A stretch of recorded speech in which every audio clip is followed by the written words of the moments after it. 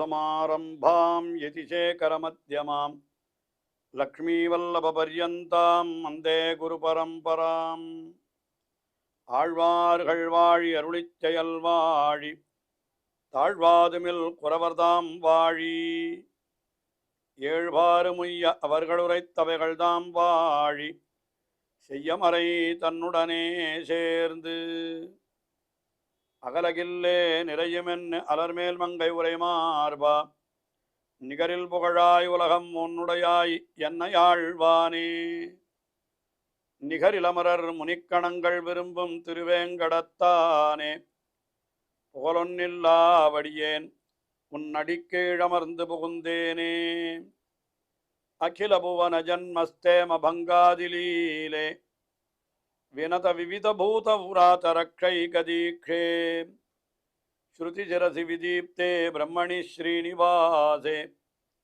பவது மம பரஸ்மின் சேமுஷி பக்திரூபா श्रीमान् वेंकटनाथार्य कवितार्किककेसरी वेदान्ताचार्यवर्यो मे सन्निधत्तां सदा हृदि ஸ்ரீரங்கநாதனுடைய பாதுகைகளை குறித்து ஓரிரவிலே 1000 ஸ்லோகங்களை கொண்ட ஸ்ரீ பாதுகா சகஸ்ரம் என்கிற ஸ்தோத்திரத்தை அருளி செய்து ஒவ்வொரு ஸ்லோகத்திலேயும் அந்த பாதுகையினுடைய பெருமையை ஒவ்வொரு விதமாக எடுத்துரைக்கிறார் என்று பார்த்து வருகிறோம். அதிலே காஞ்சன பத்ததியிலே பாதுகா சகஸ்ரத்தினுடைய 742வது ஸ்லோகம். இந்த ஸ்லோகத்தில் என்ன தெரிவிக்கிறார் என்னால், இந்த காவேரி ஆறு அது கூட எம்பெருமானுடைய பாதுகையினுடைய ஒளியாலே அது பொன்வர்ணமாக தெரிகிறது என்று கீழே பல ஸ்லோகங்களிலே அதை பலவிதமாக வர்ணித்தார். இப்பொழுது இந்த ஸ்லோகத்தில் என்ன தெரிவிக்கிறார் என்னால், இந்த சோழ தேசத்து ஸ்திரீகள் இருக்கிறார்களே, அவர்களெல்லாம் காவிரியிலே குளித்தார்கள். அவர்களுடைய மஞ்சள், அந்த உடம்பிலே பூசியிருக்கிற மஞ்சளானது இந்த காவிரியிலே படிந்து அது மஞ்சளாக காணப்படுகிறது இல்லையா, அந்த இருப்பை அடைகிறது என்று சொல்றார். இந்த காவிரியிலே இந்த பாதுகையினுடைய தங்கம் அதனுடைய பிரதிபலிப்பு எப்படி தெரியறதுன்னா, அந்த சோழ தேசத்து பெண்களுடைய மஞ்சளாலே அப்படி மஞ்சளாக தெரிகிறது போல இருக்கிறது என்று ஒரு அழகான விஷயத்தை தெரிவிக்கிறார்.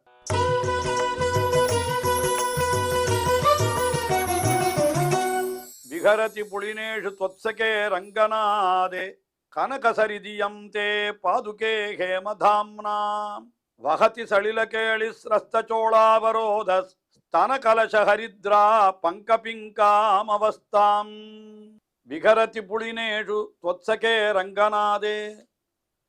त्वत्सखे உன்னுடைய தோழனான, அதாவது உனக்கு உற்ற துணைவனாய் இருக்கக்கூடியவனான ரங்கநாதன் புலினேஷு விகரதி சதி. இந்த திருவரங்கம் பெரிய கோவில், புலினம் என்னால் ஏற்கனவே தெரிவித்திருக்கிறேன், மணல் கொன்று. திருவரங்கம் பெரிய கோவிலே ஒரு மணல் கொன்று. அதில் விகரதி சதி, அவன் அப்படி திரிகிறான், எல்லா இடத்திலும் உலாவுகிறான். அப்பொழுது என்ன ஆகிறதுன்னா, தே ஹேமதாம்னா, உன்னுடைய அந்த ஹேமதாம்னா அதாவது தங்கத்தினுடைய ஒளி சிதறல்களாலே இந்த கனகசரித் இயம், இந்த கனகசரித், கனகசரித் என்பது காவிரி ஆற்றினுடைய மற்றொரு பெயர், அது பொன்னி என்று ஏற்கனவே தெரிவித்திருக்கிறேன். அந்த பொன்னி ஆறு அது எப்படி இருக்கிறது என்னால், சலில கேளி ஸ்ரஸ்த சோளாவரோத ஸ்தன கலச ஹரித்ரா பங்கபிங்காம் அவஸ்தாம் வகதி. அந்த இடத்துல சோளாவரோத அப்படின்னா சோழ ஸ்திரீகள் இருக்கிறார்களே, சோழ தேசத்து பெண்கள், அவர்களெல்லாம் அங்கே வந்து தீர்த்தம் ஆடுவார்கள், ஜலக்கிரீடை பண்ணுகிறார்கள். அல்லது அவன் ராஜாக்கள் தங்கள் பத்தினிமார்களோடு அந்த காவிரி ஆற்றிலே வந்து அவன் என்ன பண்ணுறான், ஜலக்கிரீடை பண்ணுகிறான் என்று சொல்லுவதுண்டு. அப்போ என்ன ஆகிறதுன்னு கேட்டால், அந்த சலிலக்கேளின்னா அந்த சலிலத்திலே விளையாட்டு, நீர் விளையாட்டு. அதில் என்ன ஆகிறதுனா, சோளாவரோத ஸ்தன கலச ஹரித்ரபங்க, என்னால் அந்த அங்கே நீராடுகின்ற அந்த நீர் விளையாட்டில் ஈடுபட்டிருக்கின்ற அந்த அந்தப்புறத்து பெண்கள், அந்த சோளாவரோதையினால் சோழ தேசத்து பெண்கள், அவர்களுடைய உடம்பிலே பூசி இருக்கிற மஞ்சள் குழம்பு, அந்த மஞ்சள் குழம்பெல்லாம் என்ன ஆறுது, இந்த காவேரியில சேர்த்து போறது. அதனால என்ன ஆறுதுன்னா அது பிங்காம் அவஸ்தாம் வகதி, அப்படிப்பட்ட ஒரு மஞ்சள் நிறத்தை இது அடைகிறது. அதாவது ஒரு காலத்துல சோழ தேசத்து ராஜாக்கள் அவர்கள் ஸ்திரீகளோடு விளையாடின பொழுது என்ன நிறம் இருந்ததோ, அந்த மஞ்சளா இருந்ததோ, அது போன்ற நிறத்தை இப்பொழுது அடைகிறது என்று நாம் கொள்ளலாம். அதாவது ஸ்ரீரங்கநாதன் தன்னுடைய பாதுகையை சமர்ப்பித்துக் கொண்டு அந்த காவிரி ஆற்றின் அருகிலே எழுந்தொழுகிற பொழுதோ, காவிரி ஆறு பூரா இந்த பாதுகையினுடைய தங்க ஒளிச்சிதறலாலே மஞ்சளாக தெரிகிறது. அது எப்படி இருக்கிறதுன்னு கேட்டா, சோழ தேசத்து ஸ்திரீகள் இந்த காவிரியிலே குளிக்கிற பொழுதோ தங்கள் மஞ்சளெல்லாம் அதுல கலந்து அது எப்படி மஞ்சளா தெரியுமோ அது போல இப்பொழுது தெரிகிறது என்று இப்படியாக இந்த ஸ்லோகத்திலே ஒரு அனுபவத்தை செய்தார். அடுத்தபடியாக 743வது ஸ்லோகம். இந்த ஸ்லோகத்தில் என்ன தெரிவிக்கிறார் என்னால், இந்த பாதுகை அது எப்படி இருக்கிறதுன்னு கேட்டா, அதில் இருக்கக்கூடிய அந்த தங்கத்தினுடைய ஒளிச்சிதறனையும் சேர்த்து பார்க்கிற பொழுது அது பாதுகையே ஒரு தங்க தாமரை போலே இருக்கிறது. அது எம்பெருமான் என்னன்னா அந்த தங்க தாமரையான பாதுகை மேலே எழுந்தருள் இருக்கிறான். அவன் எப்படி இருக்கிறான், நல்ல நீல நிறத்திலே இருக்கிறான், கருநீல நிறத்திலே இருக்கிறான். அதை பார்த்தா என்னன்னா ஒரு தாமரை பூவிலே வண்டு இருக்கிறா போலே இருக்கிறது என்று பெருமானும் பாதுகையுமான சேர்த்தி அதை இப்படி வர்ணிக்கிறார். பொத்தாமரையிலே ஒரு வண்டு வந்து அமர்ந்து இருக்கிறது போல என்று அதை இந்த ஸ்லோகத்திலே சொல்றார்.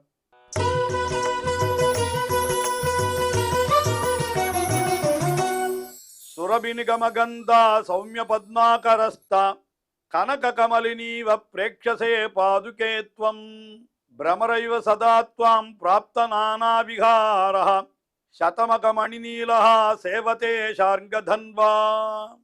இந்த பாதுகை என்கிறது எப்படிப்பட்டது என்னால், சுரபி நிகம கந்தா, அதாவது நிகம சுரபி கந்தா, நிகமம் என்ன வேதத்தினுடைய வாசனை கமழுகின்றதா அது இருக்கிறது இந்த பாதுகை என்று முதல்ல அதுக்கு ஒரு பெரிய விசேஷம் சொன்னார். சுரபி நிகமகந்தா, நல்ல வேதத்தினுடைய வாசனையை நம்முடைய மூக்குக்கு கொடுக்கிறா போல அவ்வளவு வேதத்தினுடைய மனம் கமழும்படியான பாதுகை.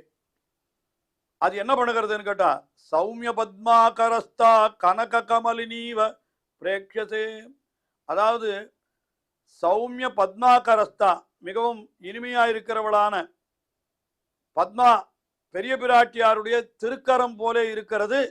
எதுன்னு கேட்டா அந்த சந்திர புஷ்கரணி என்று சொல்லலாம். சந்திர புஷ்கரணி தாமரை போல இருக்கிறது, முழுக்க தாமரை போத்ததா இருக்கிறது. பிராட்டியினுடைய கை எப்படி இருக்கும், தாமரை போல இருக்கும். அதனால சௌமிய பத்மா கரஸ்தா, அந்த கரஸ்தா அந்த கனக கமலினி பிரேக்ஷசே, அப்படிப்பட்ட கனக கமலினி தாமரை குளத்தில் இருப்பவள், பத்மாகரஸ்தான்றதுக்கு கையில மகாலட்சுமியினுடைய கையிலே இருப்பவள் என்று ஒரு அர்த்தம் சொல்லலாம், அல்லது தாமரை குளத்திலே இருப்பவள் என்றும் சொல்லலாம். அது இது என்னன்னா, இப்படி இந்த தாமரை குளத்திலே இருப்பவள் அது கனக கமலினி, தங்கத்தாமரை பூ போலே, அதாவது பெரிய பிராட்டியாருடைய கையிலே இருப்பவள் போலேயும், அதாவது பத்மாகரஸ்தா என்ன கையில பெரிய பிராட்டியார் ஒரு தங்க தாமரையை ஏந்தி இருப்பாள் அல்லவா, அதனால கனக கமலினி இவாம், ஒரு தங்க தாமரை பூ போலே நீ பார்க்கப்படுகிறாய். எது இந்த தாமரை பூ, அந்த அதாவது இந்த பாதுகையானது பெரிய பிராட்டியாருடைய கையில இருக்கிற ஒரு தங்க தாமரை போலே இருக்கிறது என்று அத்தையும் சொல்றாரு. அதுக்கு மேல என்னன்னா அநேகமான விகாரம் சஞ்சாரத்தை உடைத்தா இருக்கிறது. இந்த எம்பெருமான் எப்படிப்பட்டவன்னா சதமகமணி நீலஹா, அந்த இந்திர நீல கல் போலே இருக்கிறவன். ஷார்ங்கதன்வா, ஷார்கம் என்கிற வில்லாண்டான், ஷார்கம் என்னும் வில்லாண்டான். அவர் என்ன பண்றாருன்னா சதா பிரமரைவ சேவத்தே ஷார்ங்கதன்வா பிரமரைவ சதா துவாம் சேவத்தே, வண்டு போலே எப்பொழுதும் உன்னிலே எழுந்தருளி இருக்கிறார். அதாவது இந்த பாதுகை இருக்கிறதே அது தங்க தாமரை போலே இருக்கிறது. அந்த தங்க தாமரை என்னால் எப்படிப்பட்ட தாமரை, பிராட்டி எப்பொழுதும் கையிலே ஏந்தி இருக்கிற தாமரை போலே என்ன, இதெல்லாம் ஒன்றுக்கு ஒன்று உதாரணமாக சொல்லிக்கொண்டு போகிறார். முக்கியமாக சொல்லப்படுகிற கருத்து என்னன்னா, பாதுகை அழகான தங்க தாமரை போலே இருக்கிறது, அது மேலே இருக்கிற பெருமாள் அந்த தாமரையில் இருக்கிற தேனை பருக வந்த வண்டு போலே இருக்கிறார். ஏன்னா இது தங்க தாமரை என்னால் திருவடி, அந்த பாதுகை அப்படி தங்கத்தாலே இழைக்கப்பட்டிருக்கிறது. பெருமாளுடைய நிறமும் நீல நிறமாக இருக்கிறது. வண்டு என்கிறது கருநீல நிறத்தை உடையதாகையினாலே இங்கே எம்பெருமானை வண்டாக சொல்லுகிறார். அதனால நான் அந்த பெருமாள் வண்டு போல எப்பொழுதும் அந்த பாதுகையிலேயே பெருமாள் எழுந்தருள் இருக்கிறபடியினாலே தாமரையில் இருக்கிற தேனை பருகிற வண்டு பருக வந்த வண்டு போலே அந்த பெருமாள் என்று இப்படியாக இந்த ஸ்லோகத்திலே அனுபவித்தார். இதற்கு அடுத்தபடியாக 744வது ஸ்லோகம். இந்த ஸ்லோகத்தில் என்ன தெரிவிக்கிறார் என்னால், இந்த பாதுகை அது பெருமாள் சமர்ப்பித்து கொண்டு அப்படி காவேரி ஆற்றங்கரையில் எழுந்தருளுகிற பொழுது அந்த காவிரி யார் என்ன பண்றதான், இந்த பாதுகையை தன் பெண்ணாகவே நினைக்கிறதுன்னு சொல்ற. பாதுகை என்னன்னா இந்த காவிரி ஆற்றுக்கு பெண் போலே என்று அப்படி ஒரு அர்த்தத்தை தெரிவிக்கிறார்.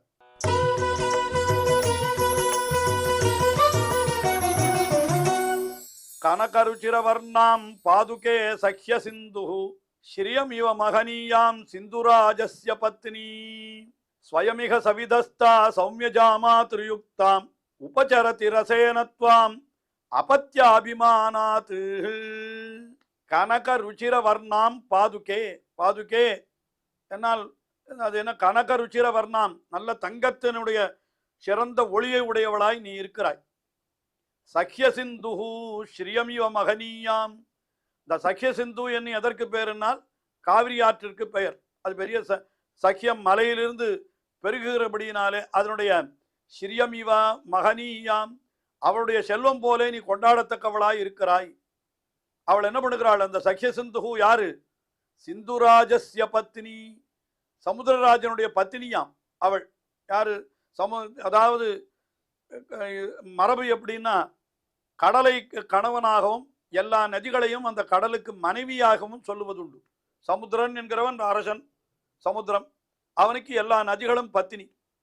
அப்போ இந்த காவிரி ஆறு என்ன ஆறுதுன்னா சஹ்ய சிந்து இருக்கே காவிரி ஆறு, அதுவும் கூட சிந்துராஜஸ்ய பத்தினி. சிந்துராஜன் என்னால் கடலரசன், அவனுக்கு பத்தினியா இருக்கிறது.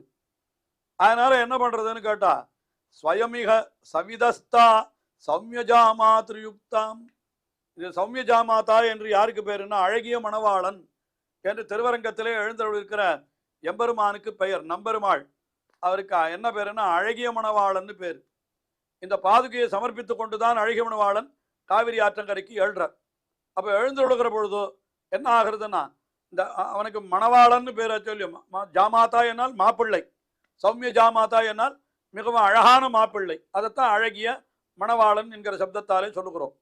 அப்போ அழகான மாப்பிள்ளைக்கு கூடவே வந்த தேவி யாருன்னு கேட்டான், இந்த பாதுகா தேவியா சொல்லியோ.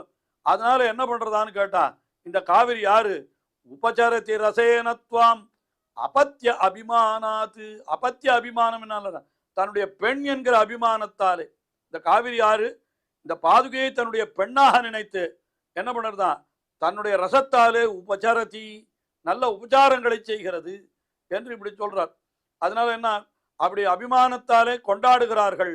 ஏன்னா இவள் மகாலட்சுமியை போலேயே இருக்காளாம்.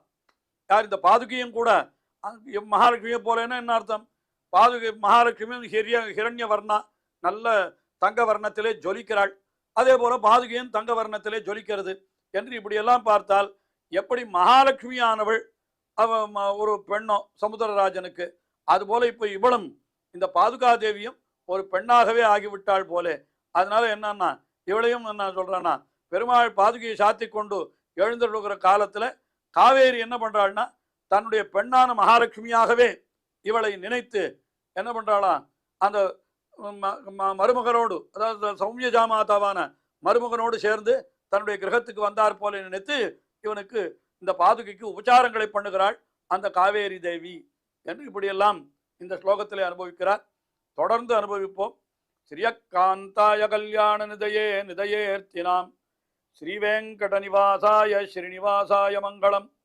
ஸ்ரீமத் சுந்தரஜாமா திருமுனிமானசவாசினி சர்வலோக நிவாசாய ஸ்ரீனிவாசாய மங்களம்.